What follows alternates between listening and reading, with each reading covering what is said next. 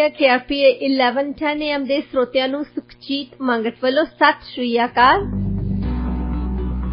14 ਜੁਲਾਈ 2022 programme Punjabi ਆਵਾਜ਼ 'ਚ ਤੁਹਾਡਾ ਸਵਾਗਤ ਹੈ। ਇਹ ਪ੍ਰੋਗਰਾਮ ਹਫ਼ਤੇ ਦੇ 5 ਦਿਨ ਮੰਡੇ ਟੂ ਫਰਾਈਡੇ ਤੁਹਾਡੇ ਲਈ ਪੇਸ਼ ਕੀਤਾ ਜਾਂਦਾ ਹੈ ਰੇਡੀਓ ਇੰਡੀਆ KRPA 1110 AM ਤੇ। ਦੁਨੀਆ ਭਰ ਸਾਡੇ ਪ੍ਰੋਗਰਾਮਸ ਤੁਸੀਂ ਸੁਣ ਸਕਦੇ ਹੋ radioindia.ca ਤੇ। US ਤੇ ਕੈਨੇਡਾ 'ਚ ਸਾਡੇ ਪ੍ਰੋਗਰਾਮ ਸੁਣੇ ਜਾ ਸਕਦੇ ਆ KRPA 1110 AM ਤੇ। ਸਟੂਡੀਓ ਦਾ ਨੰਬਰ ਹੈ 6045929191 6045929191। ਪ੍ਰੋਗਰਾਮ 'ਚ ਸਵਾਗਤ ਕਰਦੇ ਹਾਂ ਡਾਕਟਰ ਸ਼ਿੰਦਰ ਪੁਰੇਵਾਲ ਦਾ। ਡਾਕਟਰ ਸਾਹਿਬ, ਪ੍ਰੋਗਰਾਮ 'ਚ ਤੁਹਾਡਾ ਸਵਾਗਤ ਹੈ ਜੀ। Good morning. Good morning doctor ਸਾਹਿਬ, ਅੱਜ ਆਪਾਂ ਗੱਲਬਾਤ ਦਾ ਸਿਲਸਿਲਾ ਸ਼ੁਰੂ ਕਰਨਾ। ਇੱਕ ਨਾ ਪਾਕਿਸਤਾਨੀ ਸ਼ੋਅ ਆ, ਬੇਸਿਕਲੀ ਕਾਮੇਡੀ ਸ਼ੋਅ ਹੈਗਾ ਖਬਰਨਾਕ। ਉਹਦੇ ਵਿੱਚ ਉਹਨਾਂ ਦੀ ਇੱਕ ਐਂਕਰ ਨੇ ਪੰਜਾਬੀ ਭਾਸ਼ਾ ਨੂੰ ਜਾਂਗਲੀ ਭਾਸ਼ਾ ਕਿਹਾ। ਇੱਕ ਵਾਰੀ ਨਹੀਂ ਸਗੋਂ 3 ਵਾਰੀ ਕਿਹਾ। ਤੇ ਉਸ ਸ਼ੋਅ ਦੇ ਵਿੱਚ ਉਸ ਵਕਤ ਕਿਸੇ ਪੰਜਾਬੀ ਮੂਵੀ ਦੀ ਪ੍ਰਮੋਸ਼ਨ ਦੇ ਲਈ ਸਟਾਰ ਕਾਸਟ ਗਈ ਹੋਈ ਸੀ। ਕਿਸੇ ਨੇ ਵੀ ਸਵਾਲ ਤੱਕ ਨਹੀਂ ਉਠਾਇਆ। ਕੀ ਕਹਿਣਾ ਚਾਹੋਗੇ ਤੁਸੀਂ? ਦੇਖੋ, ਇਹ ਜਿਹੜੇ ਸਾਡੇ ਲਹਿੰਦੇ ਪੰਜਾਬ ਦੇ ਵਿੱਚ ਨਾ, ਇਹਨਾਂ ਦੇ ਆਪਣੇ ਸ਼ੋਅ TV ਸ਼ੋਅ ਕਾਫੀ ਆ। ਇਹਨਾਂ 'ਚੋਂ ਖਬਰਨਾਕ ਵੀ ਇੱਕ ਹੈ, ਮਜ਼ਾਕ ਰਾਤ ਇੱਕ ਹੈ, ਹਸਬੇ ਹਾਲ। ਇਹਨਾਂ ਦੇ ਵਿੱਚ ਕੀ ਕਰਦੇ ਕਿ ਇੱਕ ਐਂਕਰ ਜਿਹੜੇ ਆ, ਜਾਂ ਕਈਆਂ ਦੇ ਮਰਦ ਤੇ ਔਰਤ ਬੈਠੇ ਹੁੰਦੇ ਆ, ਜਾਂ ਇਕੱਲਾ ਹੀ ਮਰਦ ਬੈਠਾ ਹੁੰਦਾ। ਉਹ ਐਂਕਰ ਤਕਰੀਬਨ ਉਰਦੂ ਬੋਲਦਾ, ਤਾਂ ਉਹਨਾਂ ਦੇ ਨਾਲ ਉਹਨੇ ਕੁਛ ਬੰਦੇ ਰੱਖੇ ਆ ਪੰਜਾਬੀ ਦੇ ਕਲਾਕਾਰ, ਜਿਹੜੇ ਜੁਗਤਾਂ ਸੁਣਾਉਂਦੇ ਆ। ਬੈਠੇ ਜਿਹੜੇ ਤੁਹਾਡੇ ਗੈਸਟ ਵੀ ਆਉਣ ਜਾਂ ਵੈਸੇ ਵੀ ਗੱਲ ਕਰਦੇ ਆ, ਤਾਂ ਪੰਜਾਬੀ ਦੇ ਵਿੱਚ ਜੁਗਤ ਸੁਣਾਉਂਦੇ ਆ। ਖਾਸ ਤੌਰ ਤੇ ਜਿੱਦਾਂ ਮਜ਼ਾਕ ਰਾਤ ਦੇ ਵਿੱਚ ਆ, ਉਹਨਾਂ ਦੇ ਬਹੁਤ ਤਕੜੇ ਕਲਾਕਾਰ ਰੱਖੇ ਉਹਨਾਂ ਨੇ ਪੰਜਾਬੀ ਦੇ ਵੀ। ਉਹ ਫਿਲਮਾਂ ਦੇ ਵਿੱਚ ਵੀ ਕੰਮ ਕਰਦੇ ਆ ਤੇ ਉਹ ਬੜੀ ਆਲਾ ਕਿਸਮ ਦੀ ਕਾਮੇਡੀ ਕਰਦੇ ਆ। ਪਰ ਇਹਦੇ ਵਿੱਚ ਜਿਹੜਾ ਪ੍ਰੋਗਰਾਮ ਮੈਂ ਦੇਖ ਰਿਹਾ ਸੀ, ਉਹਦੇ ਵਿੱਚ ਉਹਨਾਂ ਨੇ ਲੜਕੀ ਨੇ 2 ਬੰਦੇ ਸੱਦੇ ਜਿਹੜੇ ਪੰਜਾਬੀ ਫਿਲਮ ਬਣਾਈ। ਉਹਨਾਂ ਨੇ ਪੰਜਾਬੀ ਫਿਲਮ ਦੀ ਉਹ ਐਡ ਕਰਨ ਆਏ ਸੀ, ਪ੍ਰਮੋਸ਼ਨ ਕਰਨ ਆਏ ਸੀ। ਤੇ ਉਹ ਪੰਜਾਬੀ ਭਾਸ਼ਾ ਨੂੰ, ਪੰਜਾਬੀ ਬੋਲੀ ਨੂੰ ਉਹ ਜਾਂਗਲੀ ਬੋਲੀ ਬੋਲ ਰਹੀ ਹੈ, ਔਰ 3 ਵਾਰੀ ਬੋਲੀ ਆ, ਹੱਸ ਕੇ ਬੋਲਦੀ ਹੈ। ਉਹਦਾ ਕਿਸੇ ਨੇ ਜਵਾਬ ਨਹੀਂ ਦਿੱਤਾ। ਪਹਿਲੀ ਗੱਲ ਤਾਂ ਜਿਹੜੇ ਬੰਦੇ ਆਏ ਆ, ਉਹਨਾਂ ਨੂੰ ਇਹ ਸੋਚਣਾ ਚਾਹੀਦਾ ਕਿ ਜਿਸ ਭਾਸ਼ਾ ਦਾ, ਜਿਸ ਬੋਲੀ ਦਾ ਕਰਕੇ ਉਹ ਅਕਸਰ ਸੁਣਦੇ ਨਾ ਤੁਸੀਂ, ਪੰਜਾਬੀ ਦੇ ਬੰਦੇ ਆਉਣੇ, ਸਿੰਗਰ ਆਉਣਗੇ ਸਾਡੇ ਕੋਲ, ਐਕਟਰਸ ਆਉਣਗੇ, ਕਹਿਣਗੇ ਅਸੀਂ ਪੰਜਾਬੀ ਬੋਲੀ ਦੀ ਬੜੀ ਸੇਵਾ ਕਰ ਰਹੇ ਹਾਂ, ਮਾਂ ਬੋਲੀ ਦੀ ਸੇਵਾ। ਐਕਚੁਅਲੀ ਤਾਂ ਮਾਂ ਬੋਲੀ ਉਹਨਾਂ ਦੀ ਸੇਵਾ ਕਰ ਰਹੀ ਹੈ ਜੀ, ਕਿਉਂਕਿ ਮਾਂ ਬੋਲੀ ਦਾ ਕਰਕੇ ਉਹ ਪੈਸੇ ਬਣਾ ਰਹੇ ਆ, ਕੋਠੀਆਂ ਬਣਾਈਆਂ ਉਹਨਾਂ ਨੇ, ਕਾਰਾਂ ਲਈਆਂ ਆ, ਜੋ ਵੀ ਬਿਜ਼ਨਸ ਬਣਾਇਆ ਉਹਨਾਂ ਨੇ ਮਾਂ ਬੋਲੀ ਦੇ ਸਿਰ ਤੇ ਬਣਾਇਆ। ਹਾਂਜੀ, ਮਾਂ ਬੋਲੀ ਦੀ ਸੇਵਾ ਕਰਨ ਦੀ ਲੋੜ ਨਹੀਂ ਆ। ਮਾਂ ਬੋਲੀ ਆਪਣੇ ਆਪ ਹੀ ਪ੍ਰਫੁੱਲਤ ਹੋਈ ਜਾਂਦੀ ਹੈ ਜੀ। ਹਾਂ, ਮਾਂ ਬੋਲੀ ਦਾ ਕਰਕੇ ਤੁਸੀਂ ਕੁਝ ਬਣ ਗਏ ਆ, ਤੁਹਾਨੂੰ ਇਹਦਾ ਸਤਿਕਾਰ ਕਰਨਾ ਚਾਹੀਦਾ। ਤੇ ਉਹਨਾਂ ਨੇ ਕਿਉਂ ਨਹੀਂ ਕੀਤਾ, ਮੈਂ ਇਹਦੇ ਵਿੱਚ ਜਾਣਾ ਨਹੀਂ ਚਾਹੁੰਦਾ, ਉਹਨਾਂ ਨੇ ਡਿਫੈਂਡ ਕਿਉਂ ਨਹੀਂ ਕੀਤਾ। ਪਰ ਉਸ ਐਂਕਰ ਦੀ ਜਾਣਕਾਰੀ ਲਈ ਇਹ ਕਹਿ ਦਿੰਦੇ ਆ ਕਿ ਸਭ ਤੋਂ ਪਹਿਲੀ ਤਾਂ ਗੱਲ ਹੈ, ਅਸੀਂ ਕਿਸੇ ਵੀ ਭਾਸ਼ਾ ਦਾ ਸਤਿਕਾਰ ਕਰਦੇ ਹਾਂ। ਕੋਈ ਵੀ ਬੋਲੀ ਹੋਵੇ, ਉਹਨੂੰ ਕਈ ਸੈਂਚਰੀਜ਼ ਲੱਗਦੀਆਂ ਨੇ ਡਿਵੈਲਪ ਕਰਨ ਨੂੰ, ਉਹਨੂੰ ਵਿਕਾਸ ਹੋਣ ਨੂੰ। ਬੋਲੀਆਂ ਬਦਲਦੀਆਂ ਰਹਿੰਦੀਆਂ ਨੇ। ਫਿਰ ਜਿਹੜੀ ਉਰਦੂ ਆ ਇੱਕ ਬੋਲੀ ਦੇ ਤੌਰ ਤੇ, ਇਹ ਕੋਈ 18ਵੀਂ ਸਦੀ ਤੋਂ ਲੈਂਗੁਏਜ ਆਈ ਆ, ਤੇ ਇਦੋਂ ਸਾਡੀ ਜਿਹੜੀ ਬੋਲੀ ਆ ਬਹੁਤ ਪੁਰਾਣੀ ਬੋਲੀ ਆ।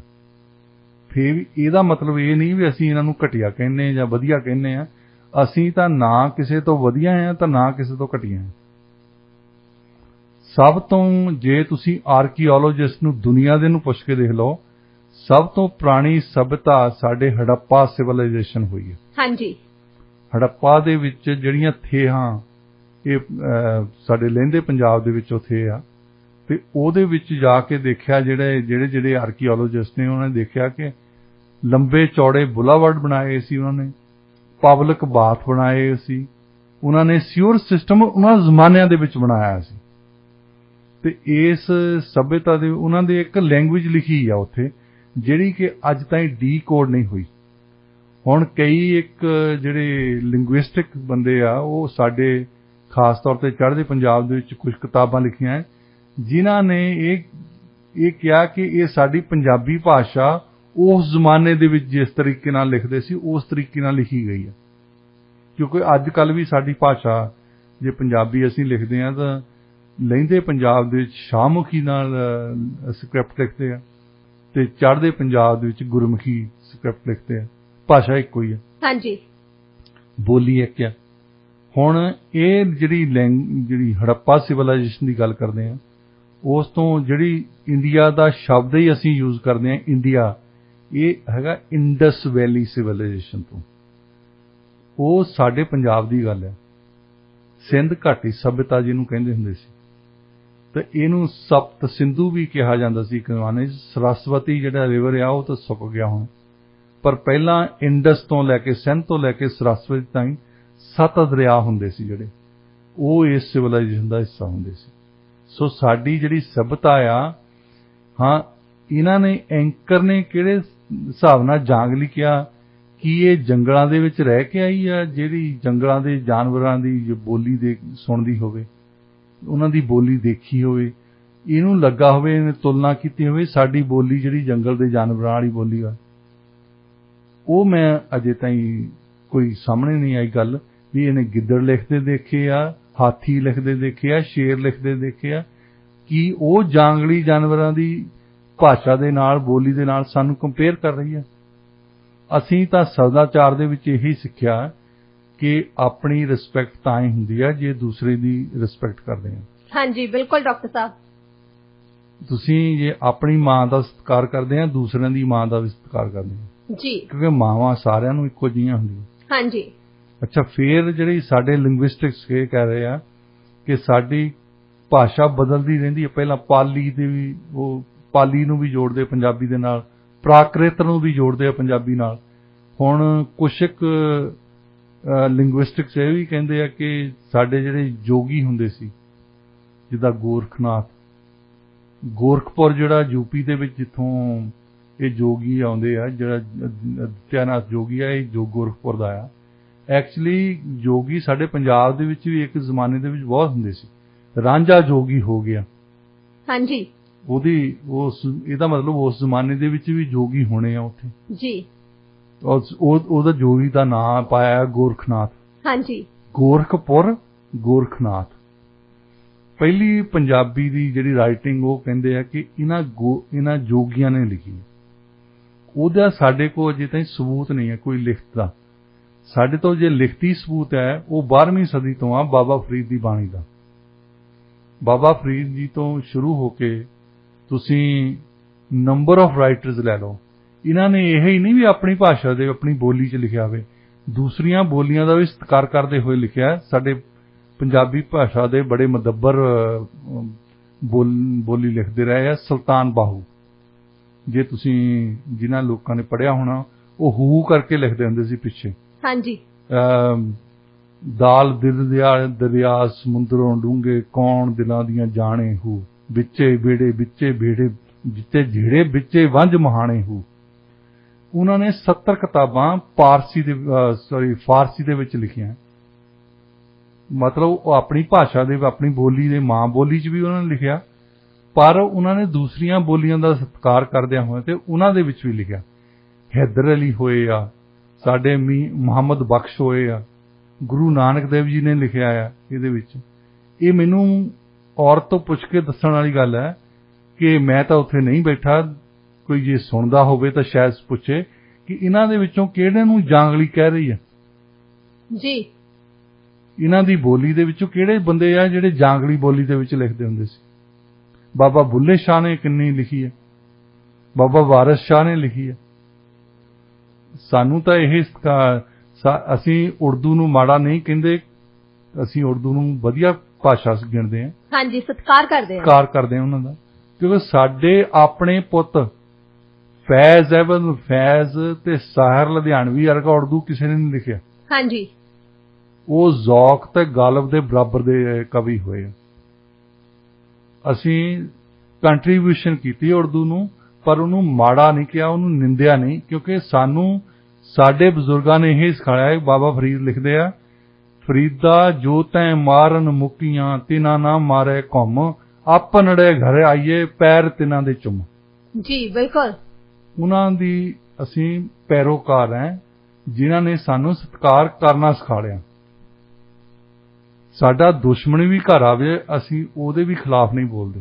ਹਾਂਜੀ, ਸਾਨੂੰ ਤਾਂ ਇਹੀ ਕੁਝ ਸਿਖਾਇਆ ਗਿਆ ਜੀ। ਅਸੀਂ ਕਿਸੇ ਨੂੰ ਜਾਂਗਲੀ ਕਹੀਏ, ਕਿਸੇ ਦੀ ਬੋਲੀ ਨੂੰ ਜਾਂਗਲੀ ਕਹੀਏ, ਮਜ਼ਾਕ ਉਡਾਉਂਦੇ। ਔਰ ਪੰਜਾਬੀ ਬੋਲੀ ਇਸ ਵੇਲੇ ਗਿਣਤੀ ਦੇ ਹਿਸਾਬ ਨਾਲ ਇਹ 10ਵੀਂ ਵੱਡੀ ਬੋਲੀ ਹੈ ਦੁਨੀਆ ਦੇ ਵਿੱਚ। ਹਾਂਜੀ, ਦੁਨੀਆ ਦੇ ਵਿੱਚ ਬਹੁਤ ਬੋਲੀਆਂ ਹੈ, ਜਿਨ੍ਹਾਂ ਦੇ ਵਿੱਚੋਂ 10ਵੀਂ ਵੱਡੀ ਬੋਲੀ ਪੰਜਾਬੀ ਬੋਲੀ ਹੈ। ਜੀ ਹਾਂ, ਬਦਕਿਸਮਤੀ ਆ ਕਿ ਅਸੀਂ ਦੋ ਹਿੱਸਿਆਂ ਦੇ ਵਿੱਚ ਵੰਡੇ ਗਏ। ਕੋਈ ਗੱਲ ਨਹੀਂ, ਕਈ ਦੇਸ਼ ਹੈਗੇ ਆ ਜਿੱਥੇ ਜਿਨ੍ਹਾਂ ਦੇ ਦੋ ਬਣੇ ਆ। ਜਦੋਂ ਜਰਮਨ ਬੋਲੀ ਜਰਮਨੀ ਵਿੱਚ ਵੀ ਬੋਲੀ ਜਾਂਦੀ ਹੈ, ਆਸਟਰੀਆ 'ਚ ਵੀ ਬੋਲੀ ਜਾਂਦੀ ਹੈ। ਦੋ ਮੁਲਕ ਵੱਖਰੇ ਵੱਖਰੇ, ਪਰ ਭਾਸ਼ਾ ਉਹਨਾਂ ਦੀ ਇੱਕ ਆ।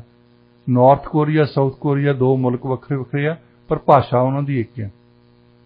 ਕੋਈ ਗੱਲ ਨਹੀਂ, ਇਹ ਬੋਲੀ ਇੱਕ ਸਾਡੀ ਇੱਕ ਹੈ, ਕੋਈ ਜਾਂਗਲੀ ਬੋਲੀ ਨਹੀਂ। ਹਾਂ, ਇਹਨਾਂ ਦੇ ਵਿੱਚੋਂ ਮੈਨੂੰ ਦੱਸ ਦੇਵੇ ਉਹ ਔਰਤ, ਇਹ ਐਂਕਰ ਤੋਂ ਪੁੱਛ ਕੇ ਦੱਸਣ ਕਿ ਕਿਹੜਾ ਬੰਦਾ ਲੱਗਦਾ ਜਿਹੜਾ ਜਾਂਗਲੀ ਆ, ਕਿਹੜੀ ਅਸੀਂ ਗੱਲ ਕਰਦੇ ਹਾਂ ਜਿਹੜੀ ਜਾਂਗਲੀ ਆ।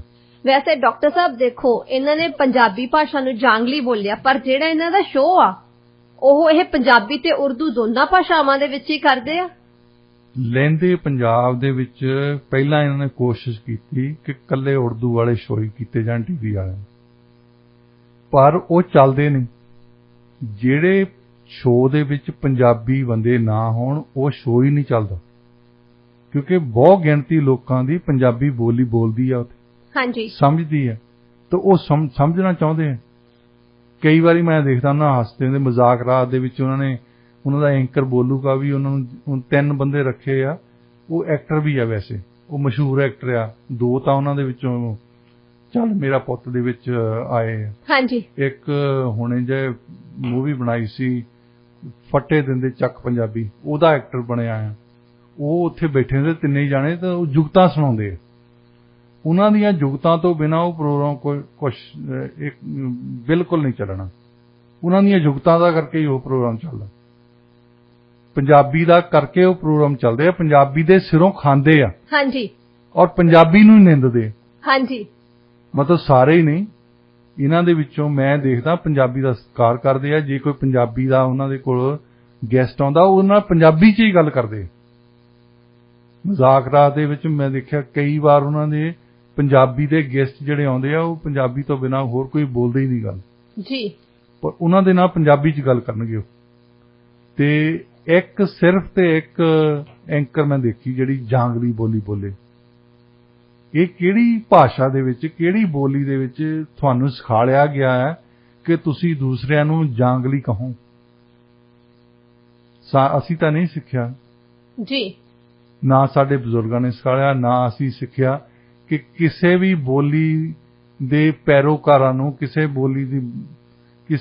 ਵੀ ਬੋਲੀ ਨੂੰ ਬੋਲਣ ਵਾਲਿਆਂ ਨੂੰ, ਲਿਖਣ ਵਾਲਿਆਂ ਨੂੰ ਅਸੀਂ ਜਾਂਗਲੀ ਕਹੀਏ, ਕਿਉਂਕਿ ਅਸੀਂ ਤਾਂ ਸਤਿਕਾਰ ਕਰਦੇ ਹਾਂ।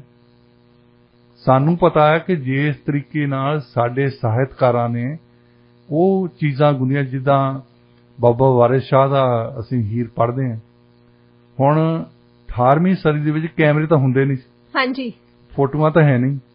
ਹੁਣ ਲੋਕੀ ਤਾਂ ਦੇਖਦੇ ਕਿ ਨਾ ਹੀਰ ਰਾਂਝਾ ਦੀ ਸਟੋਰੀ ਆ, ਇਹਨੂੰ ਇਦਾਂ ਦੇਖਣਾ ਚਾਹੀਦਾ ਹੀਰ ਰਾਂਝੇ ਦਾ ਝੋਲਾ ਆ ਉਹ, ਪਰ ਉਹਦੇ ਵਿੱਚ ਪਾਇਆ ਹੈ ਕੀ ਆ? ਤੁਸੀਂ ਦੇਖੋ ਉਹਦੇ ਵਿੱਚ ਕੀ ਪਾਇਆ ਕਿ ਪੰਜਾਬ ਉਹਨਾਂ ਨੇ ਇਦਾਂ ਡਿਸਕ੍ਰਾਈਬ ਕੀਤਾ ਕਿ ਪੰਜਾਬੀ ਲੋਕ ਖਾਣਾ ਕੀ ਖਾਂਦੇ ਸੀ, ਪਾਉਂਦੇ ਕੀ ਸੀ, ਇੱਕ ਦੂਜੇ ਨਾਲ ਰਿਸ਼ਤੇ ਕੀ ਸੀ, ਆਮ ਸਧਾਰਨ ਲੋਕਾਂ ਦੇ, ਹਾਂਜੀ। ਉਹਨਾਂ ਨੇ ਐਸੇ ਤਰੀਕੇ ਨਾਲ ਪੰਜਾਬ ਨੂੰ ਡਿਸਕ੍ਰਾਈਬ ਕੀਤਾ ਆ। ਹਾਂ, ਕੁਛ ਕਲੋਚਕਾਂ ਨੂੰ ਪਤਾ ਹੀ ਇੰਨਾ ਕਿਹਾ ਕਿ ਉਹ ਝੋਲੇ ਬਾਰੇ ਗੱਲਾਂ ਕਰੀ ਜਾਂਦੇ, ਹੀਰ ਰਾਂਝੇ ਬਾਰੇ ਗੱਲਾਂ ਕਰੀ ਜਾਂਦੇ। ਠੀਕ ਹੈ, ਇਹ ਤਾਂ 2 ਪਾਤਰ ਸੀ ਨਾ, ਇਹਨਾਂ ਦੇ ਵਿੱਚ ਇੱਕ ਝੋਲਾ ਬਣਾ ਕੇ ਉਹਨਾਂ ਨੇ ਬਹੁਤ ਕੁਝ ਪਾਇਆ ਉਹਦੇ ਵਿੱਚ। ਇਸੇ ਤਰ੍ਹਾਂ ਅਸੀਂ ਜਦੋਂ ਪੜ੍ਹਦੇ ਹਾਂ ਸਾਡੇ ਪੁਰਾਣੇ ਰਾਈਟਰਸ ਨੂੰ, ਸਾਨੂੰ ਪਤਾ ਲੱਗਦਾ ਕਿ ਉਹ ਕਿਹੜੇ ਸ਼ਬਦ ਵਰਤਦੇ ਸੀ, ਕਿਹੜੀ ਚੀਜ਼ ਨੂੰ ਕੀ ਕਹਿੰਦੇ ਸੀ।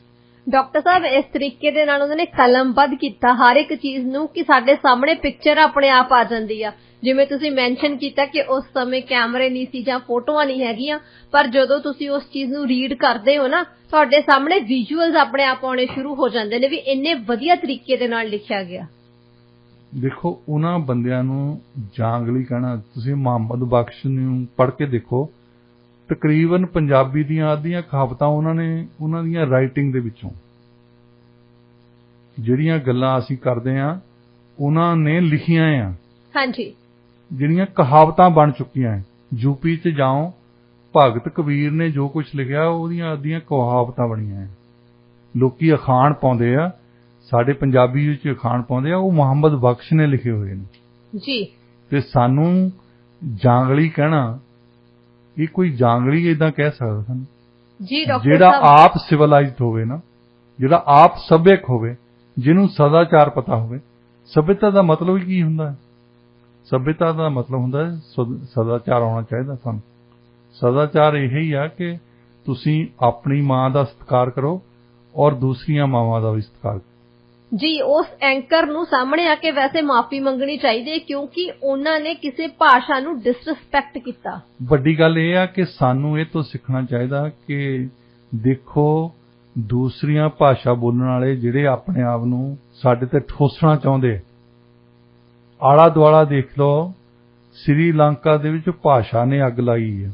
ਹਾਂਜੀ, ਪਾਕਿਸਤਾਨ ਦੇ ਵਿੱਚ ਉਹਨਾਂ ਨੂੰ ਇਹ ਪਤਾ ਹੋਣਾ ਚਾਹੀਦਾ, ਬੰਗਲਾਦੇਸ਼ ਉਹਨਾਂ ਦੇ ਹੱਥੋਂ ਗਿਆ, ਕੇਸ ਕਰਕੇ ਗਿਆ, ਭਾਸ਼ਾ ਕਰਕੇ। ਜੀ, ਜਿਹੜੀ ਬੋਲੀ ਆ ਨਾ, ਇਹਨੇ ਕਈ ਮੁਲਕ ਤੜਾ ਕੇ ਰੱਖ ਦਿੱਤੇ, ਅੱਗਾਂ ਲਾਈਆਂ।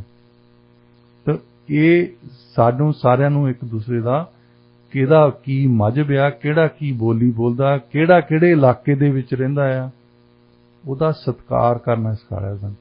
ਹਾਂਜੀ ਡਾਕਟਰ ਸਾਹਿਬ, ਸਤਿਕਾਰ ਕਰਨਾ ਵੀ ਚਾਹੀਦਾ। ਦੇਖੋ, ਇਹ ਇੱਕ ਸ਼ੋਅ ਪੇਸ਼ ਕਰਦੇ ਆ, ਉਸ ਸ਼ੋਅ ਨੂੰ ਕਿੰਨੇ ਲੋਕ ਦੇਖਦੇ ਆ। ਹੁਣ ਜੇ ਤੁਸੀਂ ਆਪਣੇ ਸ਼ੋਅ ਦੇ ਰਾਹੀਂ ਇਹੋ ਜੀ ਭਾਸ਼ਾ ਦੀ ਵਰਤੋਂ ਕਰੋਗੇ ਤਾਂ ਤੁਸੀਂ ਕੀ ਮੈਸੇਜ ਦੇ ਰਹੇ? ਤੁਹਾਡੇ ਸ਼ੋਅ ਦਾ ਮਕਸਦ ਕੀ ਆ ਫਿਰ? ਦੇਖੋ, ਇਹ ਸਾਡੀ ਤਰਾਸਦੀ ਵੀ ਰਹੀ ਹੈ ਕਿ ਸਾਡੀ ਜਿਹੜੀ ਭਾਸ਼ਾ ਆ ਨਾ, ਸਾਡੀ ਬੋਲੀ ਆ, ਉਹ ਕਦੇ ਰੂਲਿੰਗ ਕਲਾਸ ਦੀ ਬੋਲੀ ਨਹੀਂ ਬਣੀ। ਇਹ ਸਾਡੀ ਆਵਾਮ ਦੀ ਬੋਲੀ ਹੈ। ਵੈਸੇ ਪੰਜਾਬੀ ਨੂੰ ਈਵਨ ਜਦੋਂ ਮਹਾਰਾਜਾ ਰਣਜੀਤ ਸਿੰਘ ਉਹਨਾਂ ਨੇ ਆਪਣਾ ਸਰਕਾਰੇ ਖਾਲਸਾ ਬਣਾਈ ਸੀ, ਉਹਨਾਂ ਨੇ ਫਾਰਸੀ ਬੋਲੀ ਉਸ ਜ਼ਮਾਨੇ ਦੇ ਵਿੱਚ ਪ੍ਰਚਲਿਤ ਸੀ ਕਿ ਫਾਰਸੀ ਬੋਲੀ ਨੂੰ ਅਫੀਸ਼ੀਅਲ ਬੋਲੀ ਬਣਾਇਆ ਸੀ। ਉਹਨਾਂ ਦੇ ਵੀ ਦਰਬਾਰ ਦੇ ਵਿੱਚ ਸਾਰੇ ਦਰਬਾਰੀ ਪੰਜਾਬੀ ਬੋਲਦੇ ਸੀ। ਜਿਹੜੀਆਂ ਉਹ ਰਿਕਾਰਡ ਕਰਦਾ, ਉਹਨਾਂ ਦਾ ਬੈਠਾ ਉੱਥੇ ਕਰੋਨਾ ਕਾਲ ਕਰਦਾ ਨਾ ਸਾਰਾ, ਉਹਦੇ ਵਿੱਚੋਂ ਸਾਰੀਆਂ ਗੱਲਾਂ ਪੇਸ਼ ਆਉਂਦੀਆਂ ਕਿ ਉਹਨਾਂ ਦੇ ਦਰਬਾਰ ਦੇ ਵਿੱਚ ਉਹ ਸਾਰੇ ਪੰਜਾਬੀ ਬੋਲਦੇ ਆ, ਪਰ ਲਿਖਾ ਪੜ੍ਹੀ ਜਿਹੜੀ ਕਰਦੇ ਸੀ ਉਹ ਫਾਰਸੀ ਦੇ ਵਿੱਚ ਕਰਦੇ ਸੀ। ਫਾਰਸੀ ਵਾਲੇ ਉਹਨਾਂ ਨੇ ਬੰਦੇ ਰੱਖੇ ਸੀ, ਫਾਰਸੀ ਦੇ ਵਿੱਚ ਹੀ ਸਭ ਕੁਝ ਸ਼ਬਦਾਂ ਸੀ। ਪਰ ਜਿਹੜੀ ਗੱਲ ਸੀਗੀ ਕਿ ਡੇਲੀ ਬੋਲੀ ਦੀ ਹੈ ਨਾ, ਇਸ ਕਰਕੇ ਸਾਡੇ ਅੱਜ ਤਾਈਂ ਇੱਕ ਬੰਦਾ ਲਹਿੰਦੇ ਪੰਜਾਬ 'ਚ ਇਹਨੂੰ ਇੰਟਰਵਿਊ ਕਰਨ ਲੱਗੇ ਸੀ। ਐਕਚੁਅਲੀ ਉਹ ਬੰਦੇ ਨੇ ਬੜੀ ਵਧੀਆ ਗੱਲ ਕਹਿੰਦੇ। ਉਹ ਕਹਿੰਦਾ ਕਿ ਸਾਡੀ ਤਰਾਸਦੀ ਇਹ ਹੈ ਕਿ ਅਸੀਂ ਇਹਨੂੰ ਅਨਪੜ੍ਹਾਂ ਦੀ, ਇਹਨੂੰ ਜਾਲਾਂ ਦੀ ਬੋਲੀ ਬਣਾਇਆ ਹੈ ਜਾਣ ਬੁੱਝ ਕੇ ਲੋਕਾਂ ਨੇ, ਕਿ ਜਿਹੜਾ ਥੋੜਾ ਜਿਹਾ ਪੰਜਾਬੀ ਪੜ੍ਹ ਜਾਂਦਾ ਨਾ, ਉਹ ਉਰਦੂ ਬੋਲਣਾ ਪੈਂਦਾ, ਜਿਹੜਾ ਜ਼ਿਆਦਾ ਪੜ੍ਹ ਜਾਂਦਾ ਉਹ ਅੰਗਰੇਜ਼ੀ ਬੋਲਣਾ ਪੈਂਦਾ। ਹਾਂਜੀ, ਸਾਡੇ ਵੀ ਇਦਾਂ ਹੀ ਆ। ਸਾਡੇ ਚੜ੍ਹਦੇ ਪੰਜਾਬ 'ਚ ਜਿਹੜਾ ਥੋੜਾ ਜਿਹਾ ਪੜ੍ਹ ਜਾਂਦਾ ਉਹ ਹਿੰਦੀ ਬੋਲਣਾ ਪੈਂਦਾ, ਜਿਹੜਾ ਜ਼ਿਆਦਾ ਪੜ੍ਹ ਜਾਂਦਾ ਉਹ ਅੰਗਰੇਜ਼ੀ ਬੋਲਣ ਲੱਗ ਜਾਂਦਾ। ਹਾਂਜੀ, ਇਹਨੂੰ ਪੜ੍ਹਾਈ ਦੇ ਨਾਲ ਇੱਕ ਬੋਲੀ ਨੂੰ ਨਾ ਜੋੜੋ, ਪੜ੍ਹਾਈ ਦੇ ਨਾਲ। ਤੁਸੀਂ ਆਇਨਸਟਾਈਨ ਨੂੰ ਬਾਰੇ ਸੁਣਿਆ ਹੋਣਾ, ਦੁਨੀਆ ਦੇ 20ਵੀਂ ਸਦੀ ਦਾ ਜੇ ਕੋਈ ਮਹਾਨ ਸਾਇੰਟਿਸਟ ਹੋਇਆ ਤਾਂ ਆਇਨਸਟਾਈਨ ਜੀ।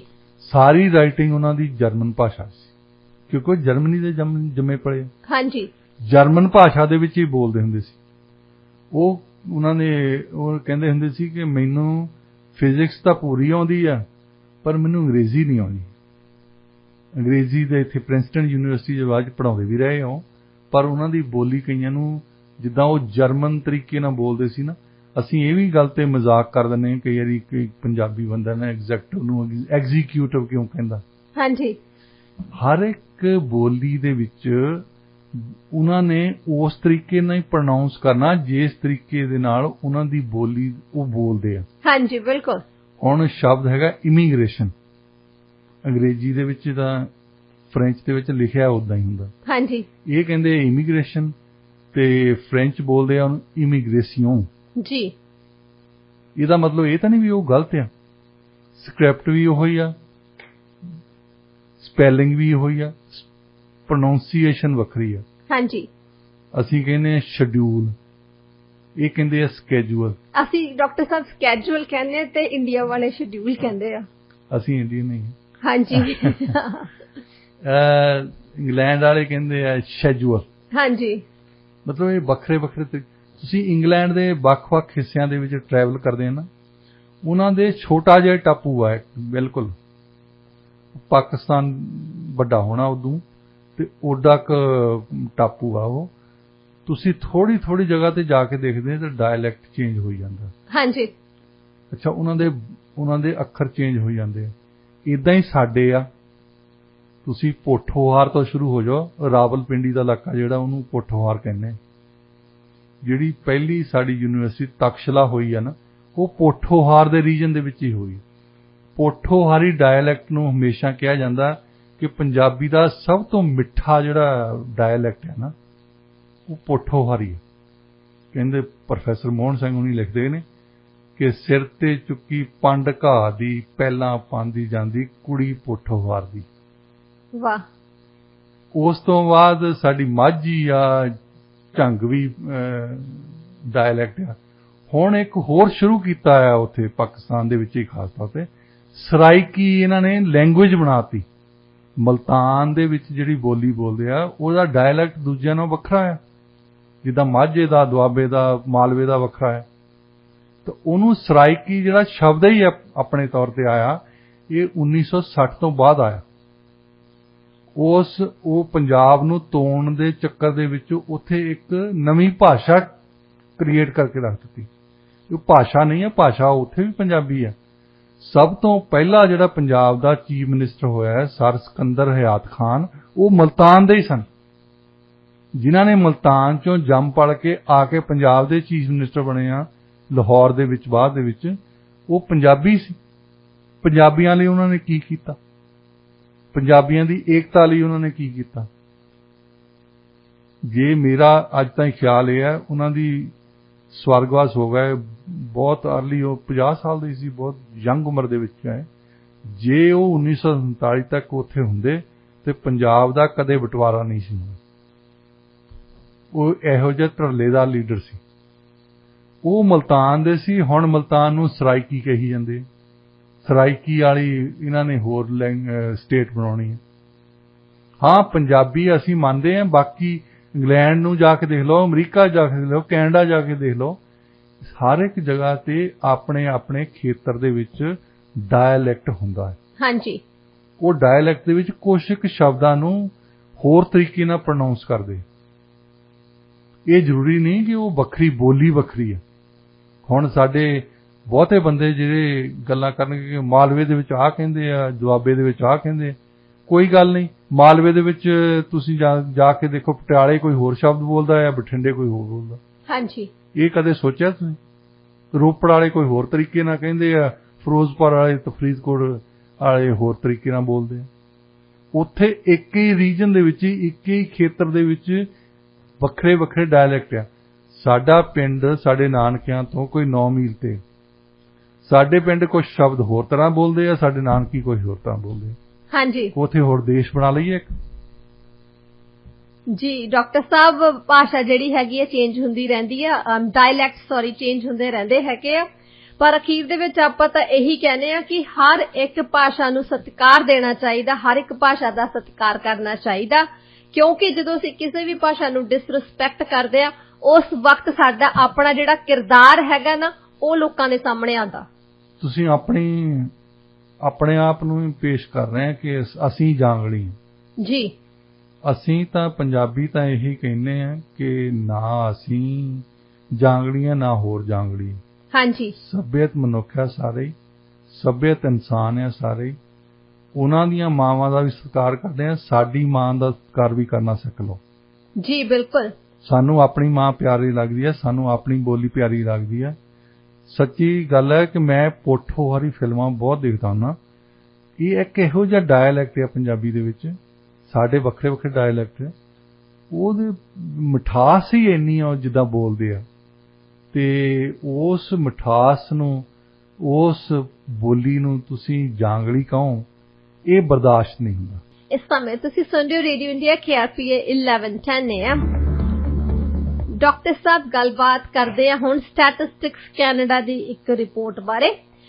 ਸਟੈਟਿਸਟਿਕਸ ਕੈਨੇਡਾ ਨੇ ਇੱਕ ਰਿਪੋਰਟ ਪਬਲਿਸ਼ ਕੀਤੀ ਹੈਗੀ ਆ, ਜਿਹਦੇ ਵਿੱਚ ਇਹ ਸਾਹਮਣੇ ਆਇਆ ਕਿ ਜ਼ਿਆਦਾਤਰ ਜਿਹੜੇ ਲੋਕੀ ਅਲੋਨ ਹੁੰਦੇ ਆ ਉਹਨਾਂ ਦੀ ਗਿਣਤੀ ਦੇ ਵਿੱਚ ਵਾਧਾ ਹੋਇਆ। ਪਰ ਇਸ ਦੇ ਨਾਲ ਹੀ ਪੈਂਡੈਮਿਕ ਦੇ ਦੌਰਾਨ ਇੱਕ ਚੰਗੀ ਚੀਜ਼ ਹੋਈ ਆ ਕਿ ਜਿਹੜੇ ਲੋਕ ਪਰਿਵਾਰ ਤੋਂ ਦੂਰ ਰਹਿੰਦੇ ਸੀਗੇ ਉਹ ਇਕੱਠੇ ਹੋ ਕੇ ਇੱਕ ਘਰ ਦੇ ਵਿੱਚ ਆ ਕੇ ਰਹਿਣੇ ਸ਼ੁਰੂ ਹੋ ਗਏ। ਜਿਵੇਂ ਕਹਿ ਲਈਏ ਆਪਾਂ ਕਿ ਮਹਿੰਗਾਈ ਨੇ ਲੋਕਾਂ ਨੂੰ ਇਕੱਠੇ ਕਰ ਦਿੱਤਾ।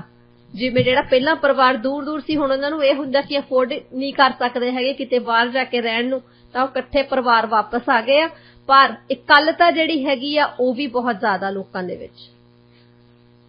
ਦੇਖੋ, ਕਹਿੰਦੇ ਹੁੰਦੇ ਪੈਂਡੈਮਿਕ ਨੇ ਕੁੱਬੇ ਦੇ ਮਾਰੀ ਲੱਤ ਉਹਦੇ ਕੰਮ ਆ ਗਈ। ਹਾਂਜੀ ਬਿਲਕੁਲ। ਜਦੋਂ ਜਿਹੜਾ ਇਕਨੋਮੀ ਦਾ ਨਾ, ਅਸੀਂ ਇਹਨੂੰ ਸਾਡੇ ਆਪਣੇ ਫੀਲਡ ਦੇ ਵਿੱਚ ਪਹਿਲਾਂ ਪੋਲੀਟੀਕਲ ਸਾਇੰਸ ਕੋਈ ਵੱਖਰਾ ਫੀਲਡ ਨਹੀਂ ਸੀ ਹੁੰਦਾ, ਇਹਨੂੰ ਕਹਿੰਦੇ ਹੁੰਦੇ ਸੀ ਪੋਲੀਟੀਕਲ ਇਕਨੋਮੀ। 1920 ਤੋਂ ਬਾਅਦ ਇਹ ਸ਼ੁਰੂ ਹੋਇਆ ਇੱਕ ਫੀਲਡ ਦੇ ਤੌਰ ਤੇ, ਕਿਉਂਕਿ ਇਕਨੋਮਿਕਸ ਤੋਂ ਬਿਨਾਂ ਪੋਲਿਟਿਕਸ ਸਮਝਣੀ ਬਹੁਤ ਔਖੀ ਹੈ ਤੇ ਸੋਸ਼ੀਓਲੋਜੀ ਵੀ ਪੋਲਿਟਿਕਸ ਤੋਂ ਬਿਨਾਂ ਸਮਝਣੀ ਇਕਨੋਮੀ ਤੋਂ ਬਿਨਾਂ ਸਮਝਣੀ ਬੜੀ ਔਖੀ ਹੈ। ਹਾਂਜੀ। ਜਿਹੜੀ ਇਕਨੋਮੀ ਆ, ਇੱਥੇ ਹੁਣ ਬੱਚੇ ਕਿੱਦਾਂ 17-18 ਸਾਲਾਂ ਦੇ ਇਕੱਲੇ ਰਹਿੰਦੇ ਆ, ਇਹ ਇਕਨੋਮੀ ਨੇ ਕੀਤਾ। ਹਾਂਜੀ। ਹੁਣ ਸਾਡੇ ਬੱਚੇ ਇੱਥੇ ਤੁਰੀ ਫਿਰਦੇ ਆ 17-17 ਸਾਲਾਂ ਦੇ, ਕਦੇ ਸੁਣਿਆ ਸੀ ਇਦਾਂ? ਪਹਿਲਾਂ ਅਸੀਂ ਵਿਆਹ ਬਰਿਆ ਉਹਨੂੰ ਵੀ ਕਹਿੰਦੇ ਹੁੰਦੇ ਵੀ ਇੱਥੇ ਥੋੜੇ ਸਾਲ ਘਰ ਦੇ ਵਿੱਚ ਰਹਿ, ਫਿਰ ਤੈਨੂੰ ਜੁਦਾ ਕਮਰਾ ਦੇ ਦੇਵਾਂਗੇ। ਹਾਂਜੀ। ਇਦਾਂ ਦੀ ਕੋਈ ਗੱਲ ਨਹੀਂ ਸੀ। ਇੱਕ ਹੀ ਛੱਤ ਦੇ ਥੱਲੇ ਦਾਦਾ, ਉਹਦਾ ਬੱਚਾ, ਉਹਦੇ ਬੱਚੇ, 4-4 5-5 ਜਨਰੇਸ਼ਨ ਇੱਕ ਹੀ ਛੱਤ ਦੇ ਥੱਲੇ ਰਹਿੰਦੀਆਂ ਸੀ। ਉਹ ਵੀ ਜਦੋਂ ਅਸੀਂ ਹਿਊਮਨ ਡਿਵੈਲਪਮੈਂਟ ਦੀ ਗੱਲ ਕਰਦੇ ਹਾਂ, ਲੌਂਗ ਏਜ ਦੀ ਗੱਲ ਕਰਦੇ ਹਾਂ, ਗ੍ਰੀਕ ਆਈਲੈਂਡ ਤੇ ਜਿਹੜੀ ਸਟੱਡੀ ਕਰਦੇ ਸੀ, ਇੱਕ ਬਲੂ ਜ਼ੋਨ ਹੈ ਨਾ, ਜਿਹਦੇ ਵਿੱਚ 110 ਕੁ ਸਾਲ ਦਾ ਸੀ ਉਹਦਾ ਮੇਰਾ ਸ਼ਾਇਦ ਬੰਦਾ, ਜਿਹੜਾ ਉਹਦਾ ਮੁੰਡਾ ਵੀ ਤਾਂ ਕੋਈ ਬਲੂੰਗੜਾ ਨਹੀਂ ਸੀ, ਉਹ ਵੀ 90 ਸਾਲ ਦਾ ਸੀ। ਹਾਂਜੀ। ਤਾਂ ਉਹਦਾ ਮੁੰਡਾ 70 ਕੁ ਦਾ, ਉਹਦਾ 50 ਕੁ ਦਾ, ਉਹਦਾ 20 ਦਾ, ਉਹਨਾਂ ਦੇ ਗਾਹਾਂ ਛੋਟੇ ਛੋਟੇ ਬੱਚੇ। ਮਤਲਬ ਇੱਕੋ ਹੀ ਛੱਤ ਦੇ ਥੱਲੇ ਇੱਕੋ ਹੀ ਪਰਿਵਾਰ ਦੇ ਵਿੱਚ ਕਿੰਨੇ ਮੈਂਬਰ ਰਹਿ ਰਹੇ ਸੀ। ਹਾਂਜੀ। ਇਹ ਆਪਣੇ ਆਪ ਦੇ ਵਿੱਚ ਹੀ ਇੱਕ ਹਿਊਮਨ ਡਿਵੈਲਪਮੈਂਟ ਦੀ ਇਸ਼ੂ ਆ ਕਿ ਤੁਸੀਂ ਜੇ ਕਿਸੇ ਕਾਰਡੀਓਲੋਜਿਸਟ ਨੂੰ ਪੁੱਛੋ ਨਾ, ਜਦੋਂ ਅਖੀਰਲੀ ਉਮਰ ਆਈ, ਬਿਲਕੁਲ ਅਖੀਰਲਾ ਵਕਤ ਆਇਆ ਹੁੰਦਾ ਬੰਦੇ ਦਾ, ਜਦੋਂ ਹਾਰਟ ਅਟੈਕ ਹੋ ਜਾਂਦੇ, ਕਈਆਂ ਨੂੰ ਪਤਾ ਹੁੰਦਾ ਵੀ ਥੋੜਾ ਚਿਰ ਹੀ ਰਹਿਣਾ, ਉਹਨਾਂ ਨੂੰ ਪੁੱਛੋ ਵੀ ਹੁਣ ਜੇ ਠੀਕ ਹੋ ਗਿਆ ਤਾਂ ਹੁਣ ਤੂੰ ਕੀ ਕਰੂੰਗਾ? ਉਹ ਕਹਿੰਦੇ ਕਿ ਪਰਿਵਾਰ ਕੋਲ ਜ਼ਿਆਦਾ ਸਮਾਂ ਬਿਤਾਊਂਗਾ। ਹਾਂਜੀ।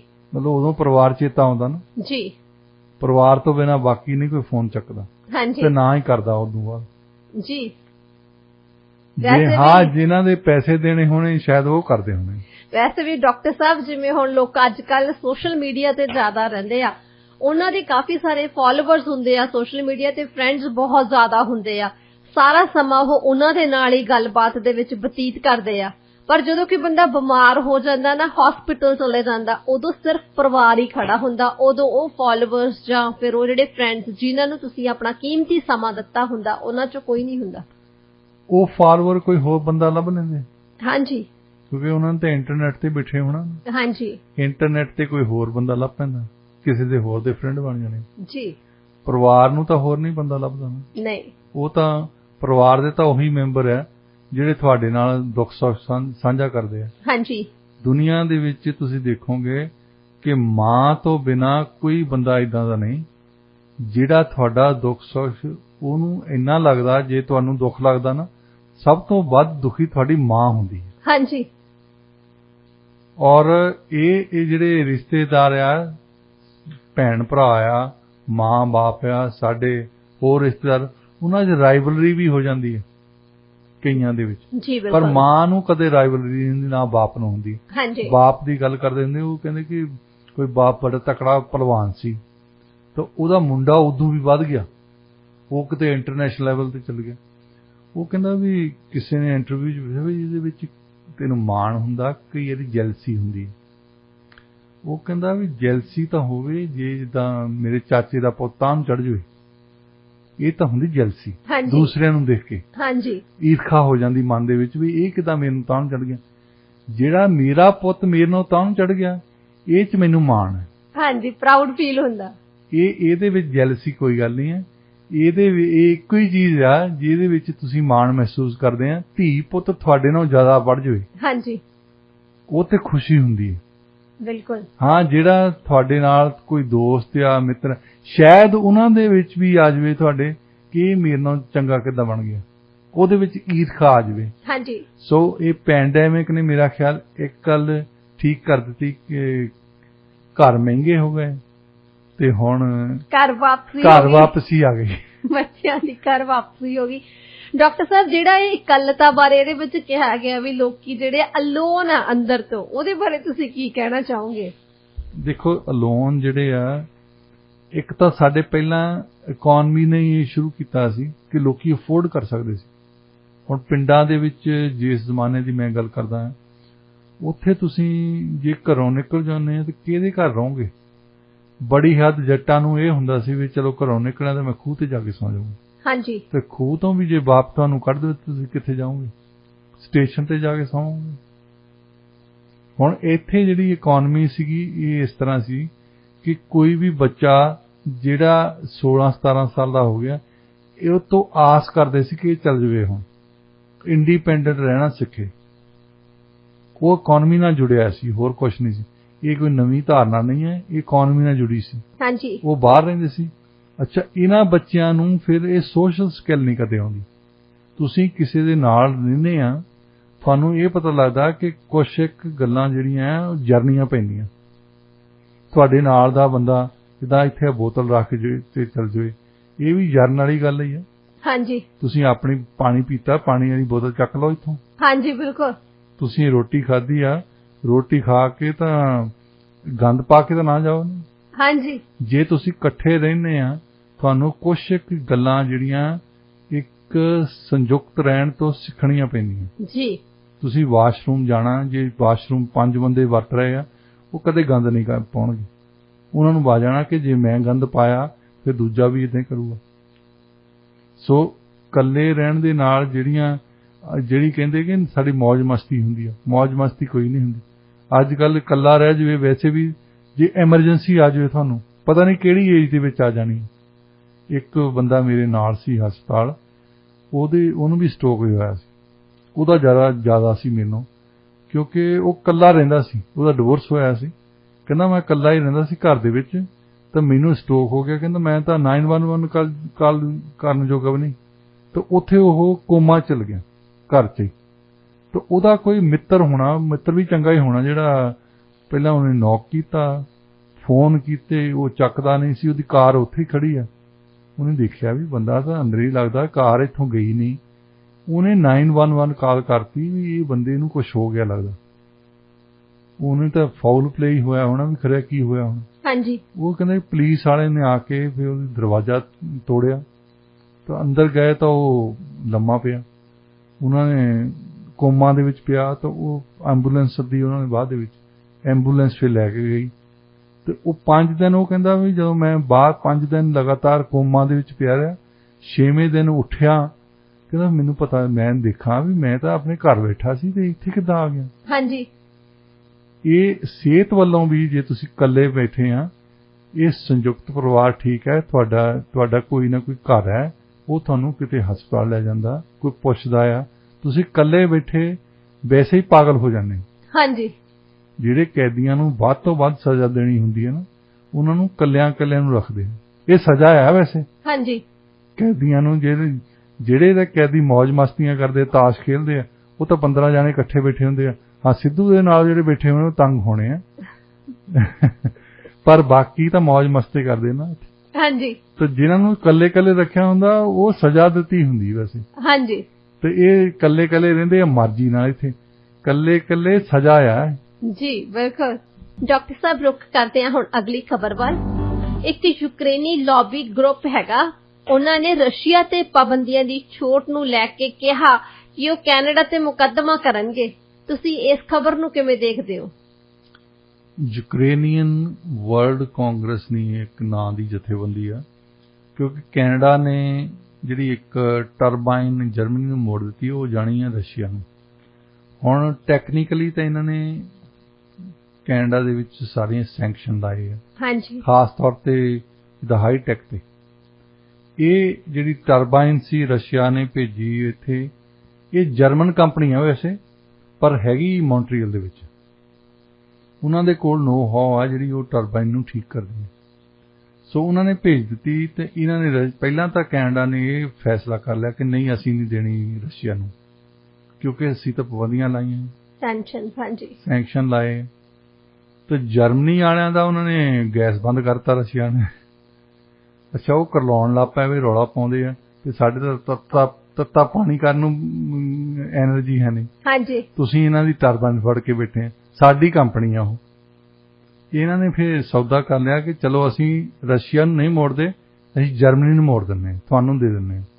ਉਹ ਜਰਮਨੀ ਨੂੰ ਦਿੱਤੀ, ਉਹਨਾਂ ਨੇ ਅੱਗੇ ਕਰ ਦਿੱਤੀ। ਹੁਣ ਤੇ ਇਸ ਤੇ ਜਿਹੜੇ ਜ਼ੈਲੈਂਸਕੀ ਸਾਹਿਬ ਨੇ ਵੀ ਰੌਲਾ ਰੱਪਾ ਪਾਇਆ, ਉਹਨਾਂ ਨੇ ਕਾਫੀ ਕੈਨੇਡਾ ਦੇ ਖਿਲਾਫ ਵੀ ਬੋਲੇ ਉਹ ਥੋੜਾ ਜਿਹਾ, ਹਾਲਾਂਕਿ ਉਹਨਾਂ ਨੂੰ ਬੋਲਣਾ ਨਹੀਂ ਚਾਹੀਦਾ।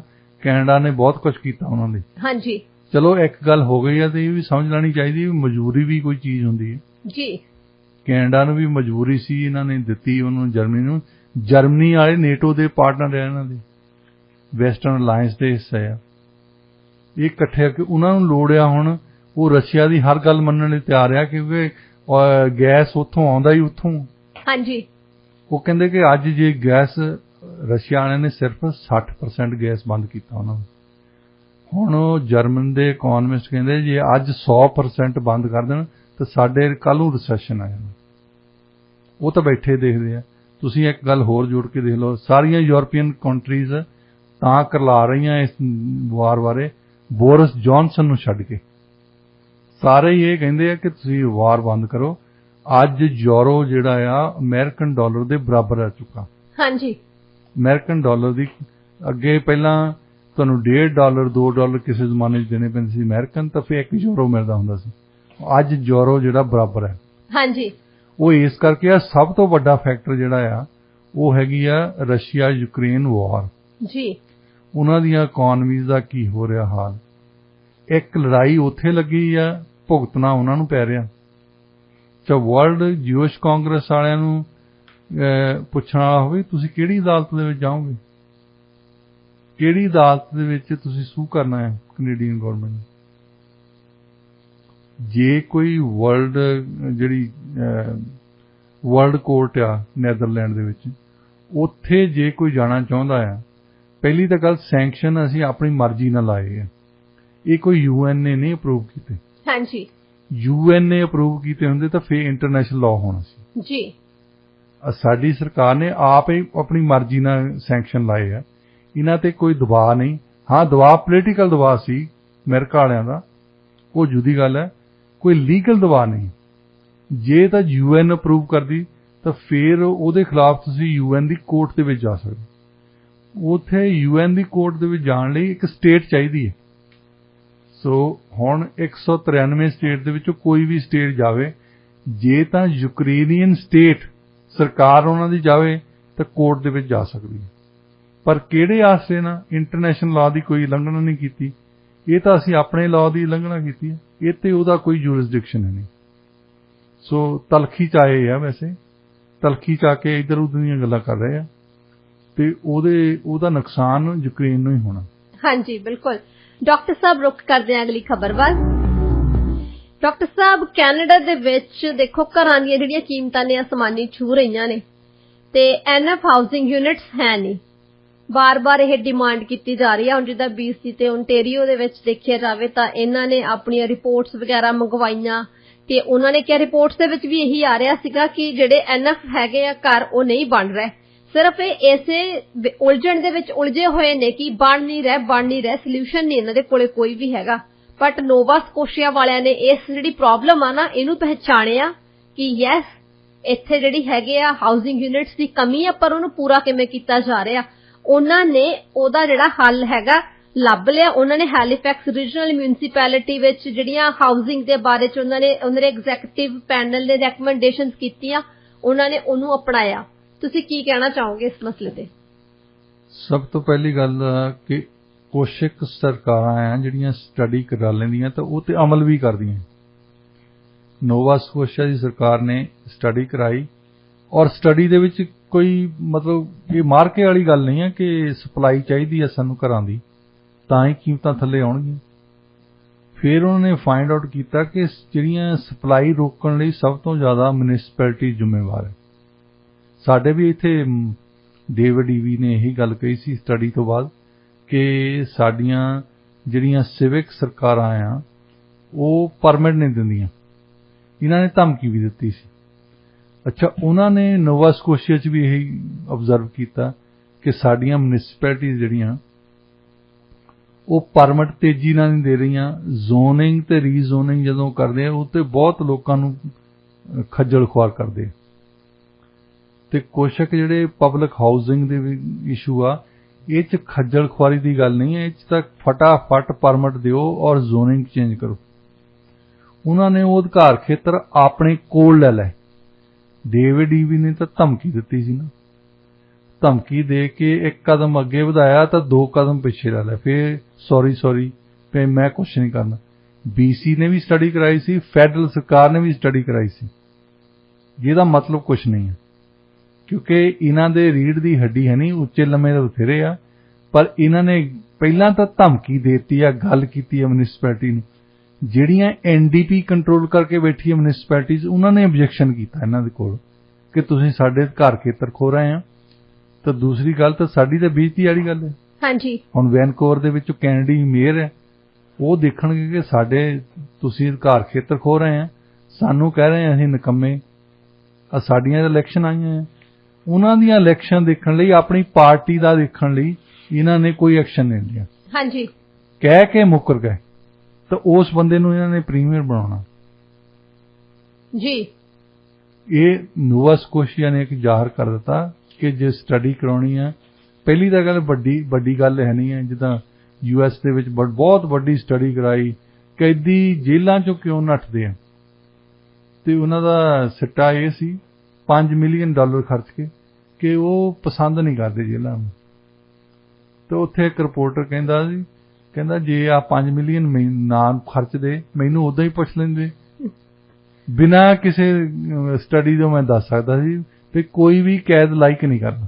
ਹਾਂਜੀ, ਕੈਦ ਤੁਸੀਂ ਇਸ ਕਰਕੇ ਥੋੜਾ ਜਾਂਦੇ ਆ, ਪੈਨੇਟ੍ਰੇਸ਼ਨ ਤੁਹਾਨੂੰ ਭੇਜਿਆ ਜਾਂਦਾ, ਪੁਲਿਸ ਫੜ ਕੇ ਲਿਜਾਂਦੀ ਹੈ, ਉਹਨਾਂ ਦੇ ਗਾਰਡ ਆਉਂਦੇ ਆ ਤੁਹਾਨੂੰ ਫੜ ਕੇ ਲਿਜਾਂਦੇ ਆ। ਤੁਸੀਂ ਇਦਾਂ ਤਾਂ ਹੈ ਹੀ ਨਹੀਂ ਵੀ ਚੱਲ ਅੱਜ ਸੋਹਣਾ ਦਿਨ ਆ ਜੇਲ੍ਹ ਹੀ ਜਾਏ ਆਉਨੇ ਆ।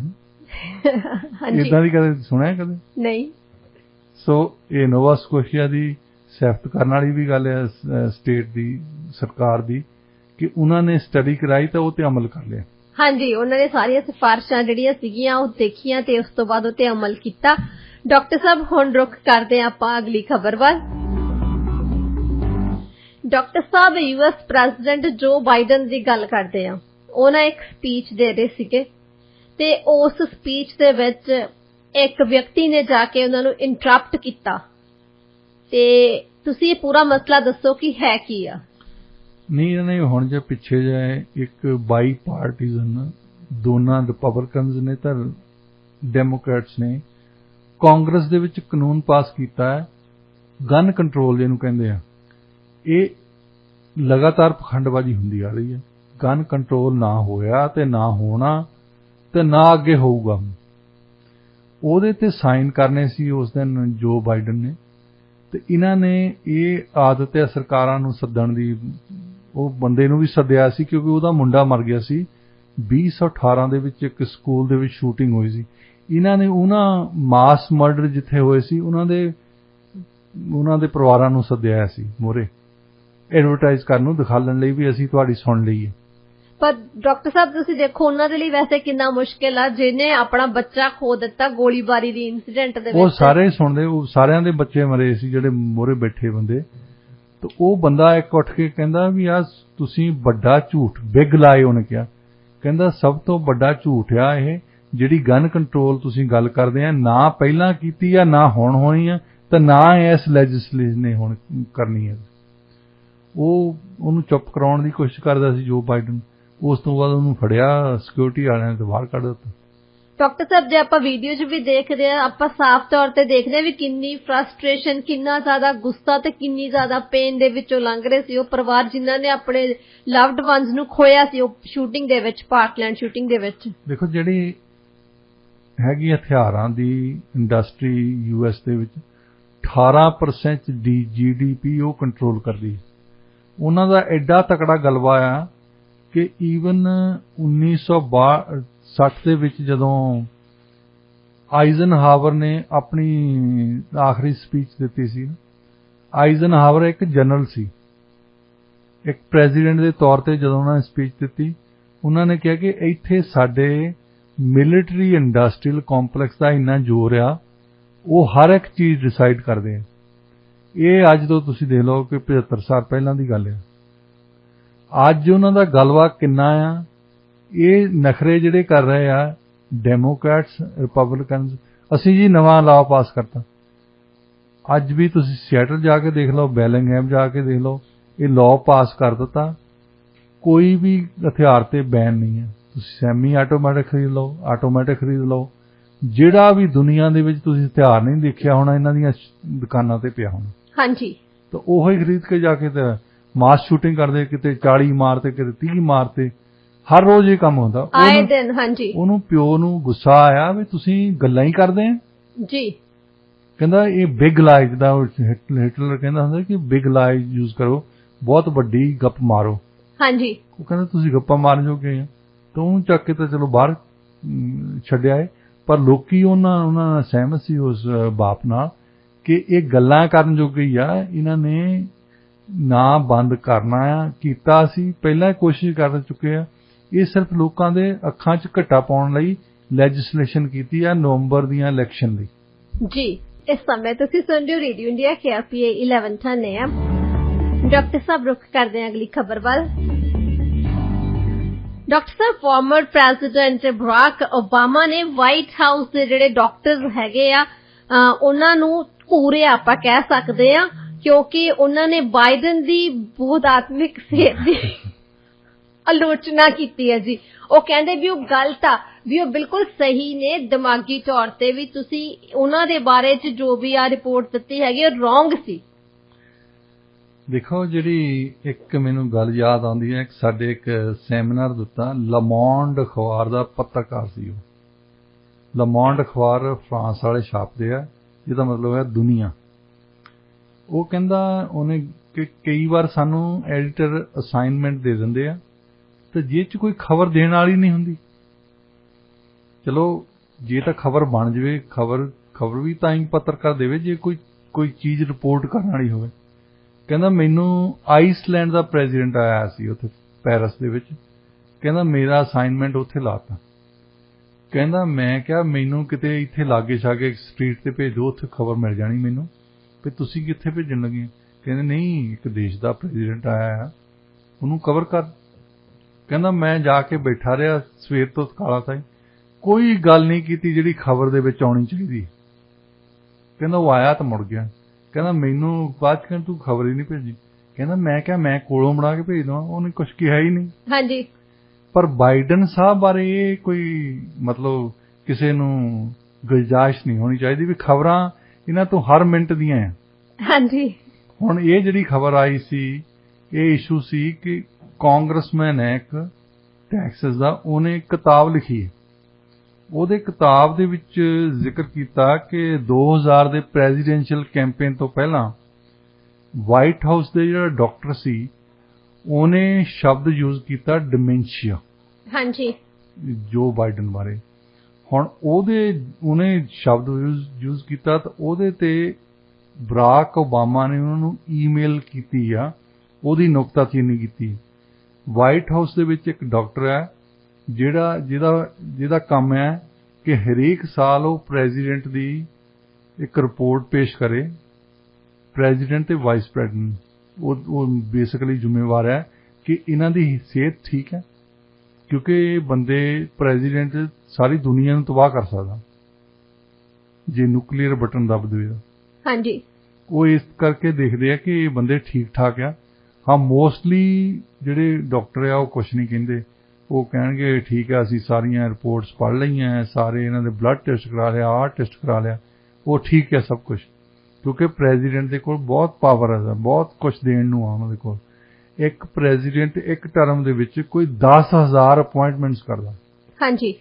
ਉਹਨਾਂ ਦੇ ਵਿੱਚ ਅੰਬੈਸਡਰ ਆਉਂਦੇ ਆ, ਜੱਜ ਆਉਂਦੇ ਆ, ਕੌਂਸਲ ਜਨਰਲ ਆਉਂਦੇ ਆ, ਟ੍ਰੇਡ ਕਮਿਸ਼ਨਰਸ ਆਉਂਦੇ ਆ, ਵੱਖ-ਵੱਖ ਏਜੰਸੀਆਂ ਦੇ ਜਿਹੜੇ ਚੇਅਰਮੈਨ ਲਾਉਂਦੇ ਆ, ਉਹਨਾਂ ਦੇ ਬੋਰਡ ਦੇ ਲਾਉਂਦੇ ਆ, ਮਤਲਬ ਕਾਫੀ ਪੈਸੇ ਵਾਲੀਆਂ ਵੱਡੇ ਚੰਗੀ ਸੈਲਰੀ ਵਾਲੀਆਂ ਅਪੁਆਇੰਟਮੈਂਟਸ ਹੁੰਦੀਆਂ ਹੈ, ਇੱਜ਼ਤ ਵੀ ਹੁੰਦੀ ਆ।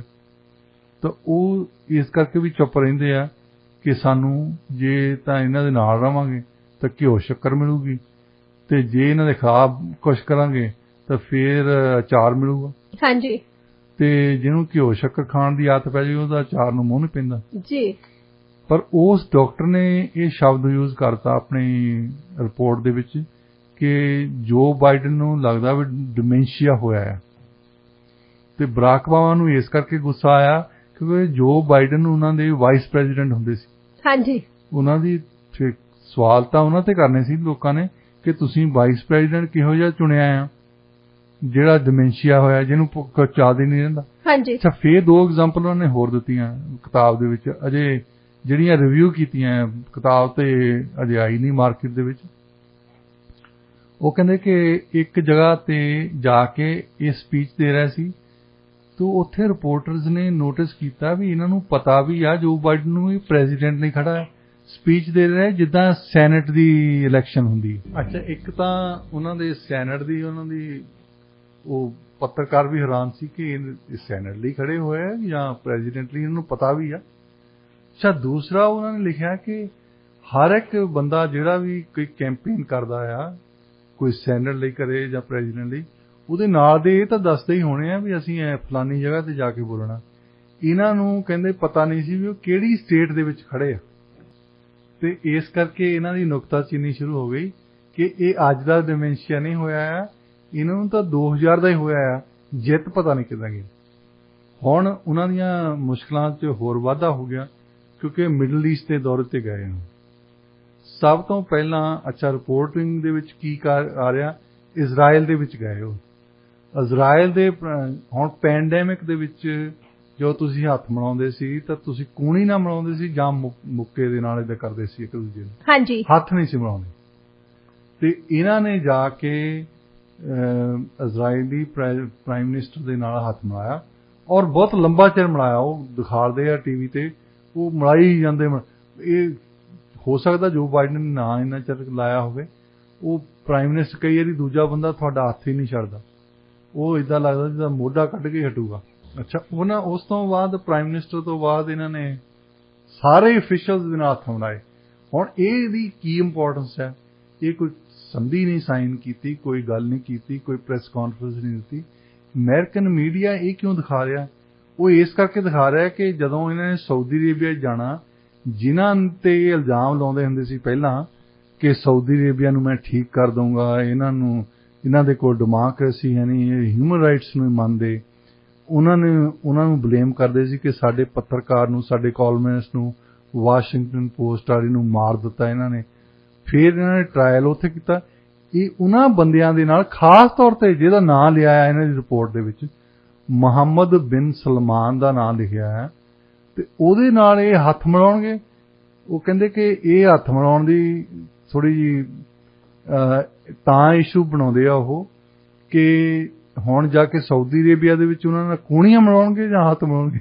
ਇਹਨਾਂ ਦੇ ਮਿਡਲ ਈਸਟ ਦੇ ਦੌਰੇ ਬਾਰੇ ਤੁਸੀਂ ਦੇਖਿਓ, ਜ਼ਿਆਦਾ ਜੇ ਰਿਪੋਰਟਰ ਵੱਧ ਤੋਂ ਵੱਧ ਭੇਜੇ ਹੋਣੇ, ਸਾਰੀਆਂ ਨਿਊਜ਼ ਕਾਸਟ ਨੇ, ਉਹ ਉੱਥੇ ਨਾਲ ਜੋ ਬਾਈਡਨ ਦੇ ਗਏ ਆ, ਆਪਣੇ ਆਪ ਵੀ ਟਿਕਟਾਂ ਲੈ ਕੇ ਗਏ ਹੋਣੇ ਆ, ਕਿਉਂਕਿ ਇਹ ਮੇਜਰ ਇਸ਼ੂ ਆ ਉਹਨਾਂ ਲਈ ਕਿ ਜਿਨ੍ਹਾਂ ਮੁਲਕਾਂ ਨੂੰ ਤੁਸੀਂ ਇੱਕ ਜ਼ਮਾਨੇ ਦੇ ਵਿੱਚ ਨਿੰਦਦੇ ਰਹੇ ਆ, ਜਿਨ੍ਹਾਂ ਨੂੰ ਕਹਿੰਦੇ ਰਹੇ ਆ ਕਿ ਮਨੁੱਖੀ ਅਧਿਕਾਰਾਂ ਦਾ ਘਾਣ ਕਰਦੇ ਸੀ, ਜਿਨ੍ਹਾਂ ਤੇ ਸਿੱਧੇ ਤੌਰ ਤੇ ਇਲਜ਼ਾਮ ਲਾਇਆ ਕਿ ਸਾਡਾ ਇੱਥੋਂ ਪੱਤਰਕਾਰ ਗਿਆ ਇਹਨਾਂ ਦੀ ਐਮਬੈਸੀ ਦੇ ਅੰਕਾਰਾ ਦੇ ਵਿੱਚ, ਟਰਕੀ ਦੀ ਰਾਜਧਾਨੀ 'ਚ, ਉਹ ਵੀਜ਼ਾ ਆਪਣਾ ਜਾਂ ਪਾਸਪੋਰਟ ਲੈਣ ਗਿਆ ਸੀ, ਤਾਂ ਉਹਦਾ ਕਤਲ ਕਰਕੇ ਉਹਦੀ ਲਾਸ਼ ਦੇ ਟੁਕੜੇ ਕਰਕੇ ਇੱਕ ਬੋਰੀ 'ਚ ਪਾ ਕੇ ਬਾਹਰ ਲੈ ਆਂਦਾ, ਔਰ ਉਹਦਾ ਮੁਕੱਦਮਾ ਟਰਕੀ ਦੇ ਵਿੱਚ ਚੱਲਣਾ ਚਾਹੀਦਾ ਸੀ।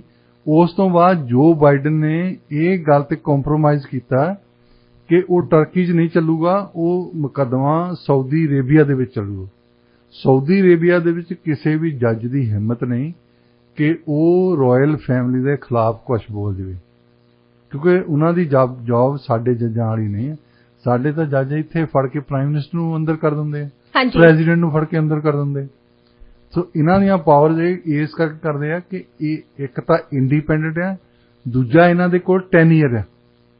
ਇਹਨਾਂ ਦੀ ਜੌਬ ਇਸ ਕਰਕੇ ਨਹੀਂ ਹੈ ਕਿ ਪ੍ਰਾਈਮ ਮਿਨਿਸਟਰ ਨਾ ਖੁਸ਼ ਹੋਇਆ ਤਾਂ ਇਹਨੇ ਕੱਢ ਦੇਣਾ। ਪ੍ਰਾਈਮ ਮਿਨਿਸਟਰ ਇੱਕ ਜੱਜ ਨੂੰ ਆਪਣੀ ਜੌਬ ਤੋਂ ਨਹੀਂ ਕੱਢ ਸਕਦਾ ਤੇ ਨਾ ਹੀ ਉਹਨੂੰ ਕਹਿ ਸਕਦਾ ਹੈ, ਉਹ ਆਜ਼ਾਦ ਹਸਤੀ ਆ ਕਿ ਤੂੰ ਫੈਸਲਾ ਇਸ ਤਰ੍ਹਾਂ ਕਰ ਜਾਂ ਇਸ ਤਰ੍ਹਾਂ ਕਰ। ਸੋ ਸਾਊਦੀ ਅਰੇਬੀਆ ਦੇ ਵਿੱਚੋਂ ਮੁਕੱਦਮਾ ਜਾਣਾ, ਔਰ ਉਸ ਤੋਂ ਬਾਅਦ ਜਿਹੜੀ ਇਹਨਾਂ ਦੀ ਆਪਣੀ ਰਿਪੋਰਟ ਆ, US ਵਾਲਿਆਂ ਦੀ ਆਪਣੀ ਰਿਪੋਰਟ ਦੇ ਵਿੱਚ ਮੁਹੰਮਦ ਬਿਨ ਸਲਮਾਨ ਦਾ ਨਾਮ ਲਿਖਿਆ ਆ। ਹੁਣ ਉਹਨਾਂ ਦੇ ਨਾਲ ਉਹਨਾਂ ਨੇ ਹੱਥ ਮਿਲਾਉਣੇ, ਇਸ ਕਰਕੇ ਹੱਥ ਮਿਲਾਉਣ ਦੀਆਂ ਫੋਟੋਆਂ ਲਗਾਤਾਰ ਦਿਖਾ ਰਹੇ ਸੀ ਕਿ ਕੱਲ ਨੂੰ ਕੀ ਹੋਣਾ ਹੈ। ਇਸੇ ਨੋਟ ਤੇ ਅਸੀਂ ਅੱਜ ਦਾ ਪ੍ਰੋਗਰਾਮ ਇੱਥੇ ਹੀ ਸਮਾਪਤ ਕਰਦੇ ਹਾਂ। ਪ੍ਰੋਗਰਾਮ ਤੁਹਾਨੂੰ ਕਿਹੋ ਜਿਹਾ ਲੱਗਿਆ ਸਾਨੂੰ ਦੱਸਣਾ ਜ਼ਰੂਰ। ਸਟੂਡੀਓ ਦਾ ਨੰਬਰ ਹੈ 6045929195 6045929191। ਤੁਸੀਂ ਸਾਨੂੰ ਈਮੇਲ ਵੀ ਕਰ ਸਕਦੇ ਹੋ।